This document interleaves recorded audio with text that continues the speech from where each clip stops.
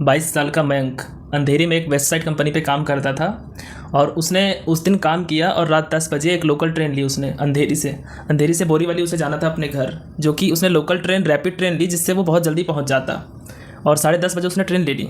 पर जब Mayank local train में चढ़ा तो ट्रेन में बहुत ज़्यादा भीड़ थी और बारिश भी बहुत ज़्यादा हो रही थी।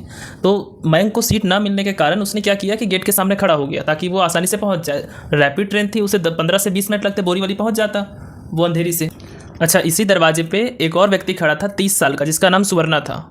अभी ट्रेन अंधेरी स्टेशन को छोड़कर बोरीवली की तरफ गई ही थी, कुछ सेकंड ही हुए होंगे, कुछ मिनट, और सुवर्णा और मयंक इन दोनों के बीच लड़ाई शुरू हो गई। पता है सिर्फ किस बात पे? कि ट्रेन का दरवाज़ा खुला रहना चाहिए या बंद रहना चाहिए। और देखते ही देखते लड़ाई इतनी बढ़ गई कि सुवर्णा ने एक धारदार चाकू निकाला और मयंक के सीने पे और पेट पे 2 मिनट में इतने सारे वार किए कि खून से लथपथ वहाँ पे वहीं बेहोश हो गया वो, और बहुत बुरी तरीके से उसने चाकुओं से खोपता रहा उसके ऊपर। और जब मयंक खून से लथपथ होकर वहीं गिर गया ट्रेन के ऊपर ही और बुरी तरीके से, मतलब वो मरने की हालत पे हो गया, तो सुवर्णा ने चाकू लहराते हुए वहाँ से एकदम राउडी स्टाइल पे वहाँ से निकल गया, वो चला गया, जो वीडियो वायरल है। एनीवेज, मयंक तो नहीं बच पाया, पर पुलिस की 7 टीम और 400 सीसीटीवी फुटेज को खंगालने के बाद सुवर्णा का पता चला और पुलिस ने उसे जेल के पीछे भेज दिया फाइनली। आपको पता है सबसे क्रेजी बात क्या है? ये एक नया केस नहीं है और ये इकलौता केस नहीं है। अभी कुछ दिनों के पहले की बात है, फरवरी 2026 में अभी मुंबई के अंदर ही एक लोकल ट्रेन में आलोक सिंह नाम का व्यक्ति, जो कि कॉलेज का प्रोफेसर था, वो ट्रेन से उतरने की कोशिश कर रहा था। उसी बीच उससे 3-4 लोगों से बहस हो गई। उसी बीच उन 3-4 लोगों ने उस पर इतने चाकू से वार किए, इतने खंजर उसके अंदर डाले कि वो वहीं पे मर गया। और बाय द वे, अगर आपको गलती से ये लग रहा होगा कि ये सिर्फ महाराष्ट्र और मुंबई में हो रहा है, तो आपको एक बार आपके स्टेट का न्यूज़ चैनल और जो डेटा है वो उठाकर देखना चाहिए। आपको हर रोज़ ऐसे केस मिल जाएंगे। पर कमाल की बात यह है कि ये जो रोड रेज स्ट्रेंजर्स की जो मौतें होती है इस तरीके से, इसमें इंडियन पीनल कोड में कोई स्पेसिफिक कोई कैटेगराइज करके वो क्राइम इंडियन पीनल कोड में कोई सेपरेट कैटेगरी नहीं है और ना ही भारतीय न्याय संहिता में इसको कहीं जगह मिली गई है।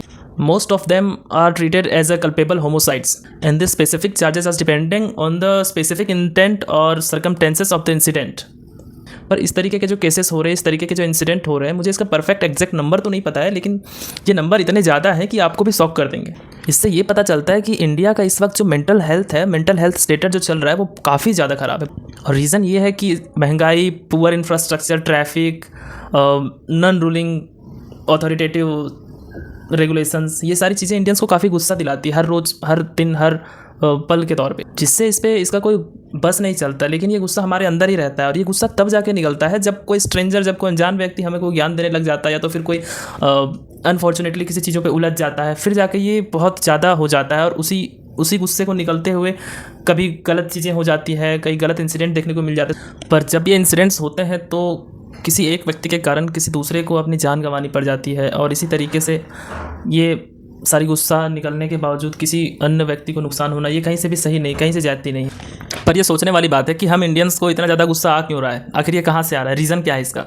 तो बेसिकली ये जानने की ज़रूरत है आपको कि हम अपने चीज़ों को, हम अपने दिनचर्या में कैसे चीज़ों को मैनेज करते हैं, क्या हमें करना चाहिए, क्या नहीं करना चाहिए, क्या हम प्रॉपर अपने हेल्थ और डाइट पर ध्यान दे रहे हैं, क्या हमें न्यूट्रिशन जितनी चाहिए होती है बॉडी को, क्या हम उतना दे रहे हैं इन बॉडी को। इन सब चीज़ों पे बहुत ज़्यादा ध्यान करने की ज़रूरत है।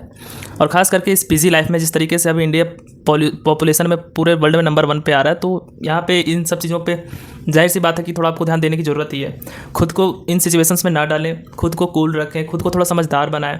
और जब ऐसे इंसिडेंट सामने हो भी, या तो फिर कोई क्रिएट हो ही जाए, तो थोड़ा सा इन सबसे बच के आप साइड निकलें, क्योंकि भलाई इसी में है। आपके घर पे कोई आपका इंतजार कर रहा है, आप 2 पल के हीरो बनने के चक्कर में क्या पता सामने वाला कुछ धारदार हथियार लेके खड़ा हो, या कुछ बंदूक, कुछ कट्टा, कोई गोली कुछ लेके रहे, आपको मारे, बस ख़त्म। इतना तो लाइफ है, इससे ज़्यादा क्या है। तो इन सब मामलों में कभी ना फंसे। भलाई इसी में है कि आप वहाँ से चुपचाप निकल जाएं, बाद में देखें कोई लीगल एक्शन ले। अगर गाड़ी से पार्किंग में कुछ हो रहा है, कोई ट्रैफिक में हो रहा है, तो नंबर पे फ़ोटो क्लिक कर लें और उस चीज़ को आप लीगल एक्टिविटीज़ के थ्रू जा सकते हो और आप उस पर अच्छे प्रोसीजर्स कर सकते हो। बट उलझना, it's not a better solution for the whole people. So please be aware and keep yourself and your family to safe.